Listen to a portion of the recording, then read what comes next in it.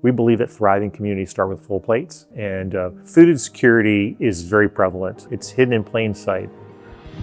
Feed More has a little over 100 employees serving 29 counties and 5 cities. We rely on 200 volunteers a day to do our mission. So the partnership with QTS and other partners like them really make the magic work here at Feed More. If you will stay genuine and true and care about your communities, ultimately the benefits are seen. But you have to really, truly mean it with a genuine heart. The goal has got to be to serve first.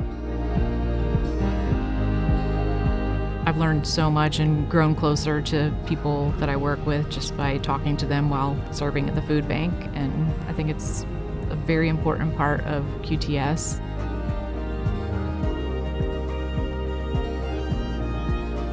The great thing about QTS is they show up and they do the work. We can always rely on QTS to come here. They're awesome volunteers when they come. They leave feeling great about their personal contribution, but also working with an organization that cares. When we come together, we can solve so many of our issues and problems, and it's very fulfilling and rewarding. So it's been a great partnership.